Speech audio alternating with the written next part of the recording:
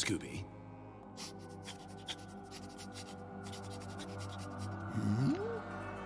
Hello, I'm Captain Vile.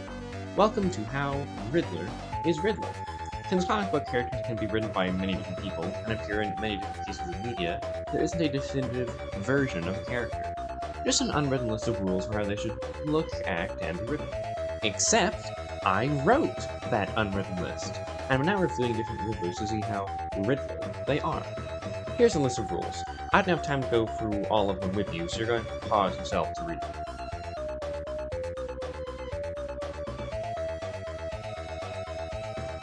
Today, we're looking at Riddler from Scooby-Doo and Batman, the Brave and the Bold. Yes, this is a real movie. Riddler is once again played by John Michael Higgins, who also voiced Mentok the Mind Taker from Harvey Birdman, Attorney at Law. Not guilty! Not guilty. Nope, I'm never wrong. Guilty! This is a weird episode. But that aside, how many rules does Batman the Brave and the Bold's Riddler's movie role follow?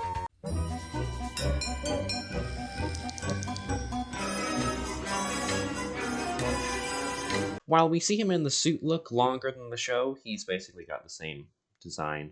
Still a bit buff. Very slick back. No facial hair.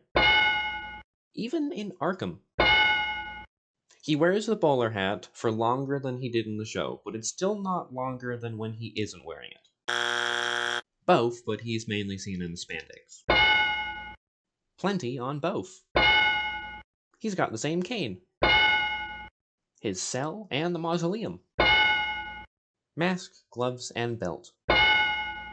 While it is still the same cane, he never uses it as a remote.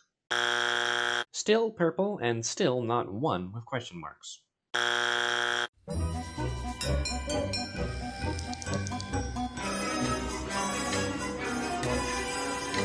Some of the evidence I'll be using is footage of Clayface pretending to be the Riddler in Arkham, but what Clayface is saying is too specific for him to know about or to improvise, so while it isn't stated, Riddler has most likely given him a script to follow. So while Riddler isn't one saying this, these are his words.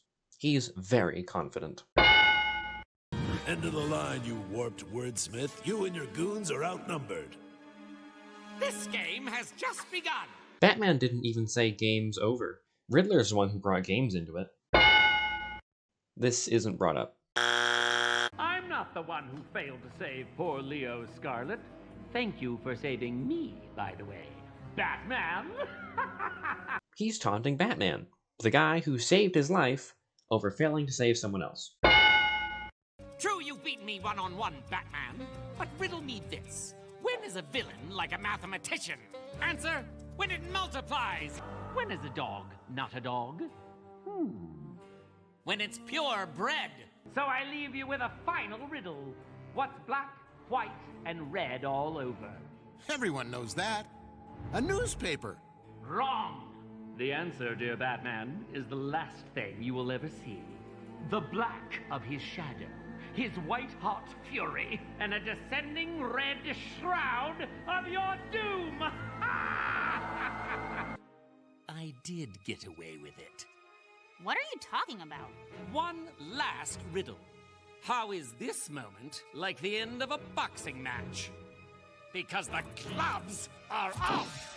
Can't seem to hold the conversation without saying one. Riddle me this. What? What just hit you?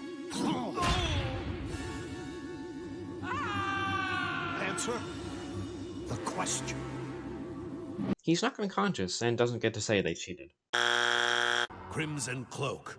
What is he? Perhaps he's fate. You failed to save Leo's life, now he's come for yours. Riddler could have had Clayface attack Batman just as Clayface. He created the Crimson Cloak character and had him attack at the site of the portal to make Batman think he's being haunted, just so he can mess with him over the one case he didn't solve. Sayonara, my masked muttonhead! First thing he says. Doesn't say anything to anyone over a screen.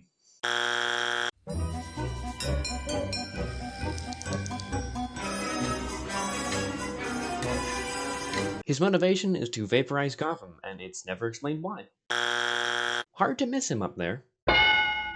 Get Clayface to impersonate himself, rob a bank, pretend to be a henchman, dress up like a question, get Clayface to go to Arkham, have Clayface impersonate Shaggy, steal isotopes, build a teleporter, and convert it into a weapon to destroy Gotham. Lest you think me a complete monster, you'll find his remains, the sleeve of his lab coat, laid to rest at Arkham Cemetery. On the grounds of this very asylum. He could easily not tell them where a clue is.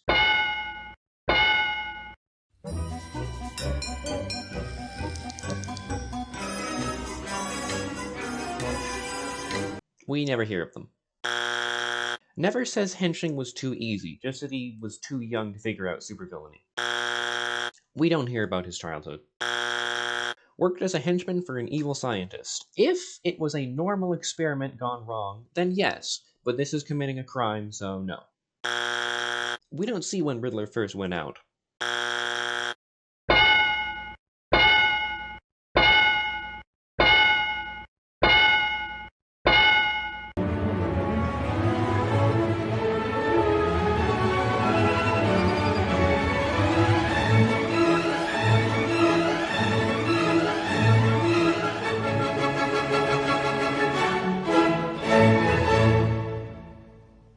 An alright Riddler.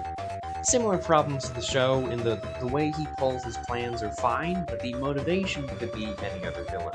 Joker, Penguin, maybe Two-Face if it came up heads could have the motivation to pull his plan. Destroying Gotham? Riddler's above that. He told the city hostage and threatened to destroy it if his riddles weren't answered correctly. But just firing as soon as it's ready? He wouldn't do that. Other than motivation, he was fine. Might have been better if Riddler had been hinting that he was the one behind it all when they spoke in Arkham. He kind of does when he's dressed like the Question, simply saying that the Mystery Incorporated aren't behind it, but it's too vague. If you feel I've made a mistake in my evaluation, or you have a Riddler you'd like to review, tell me. I might not get to him soon, but I plan on doing as many Riddlers as possible, so I will get to him eventually. Thank you for watching, and good Vile.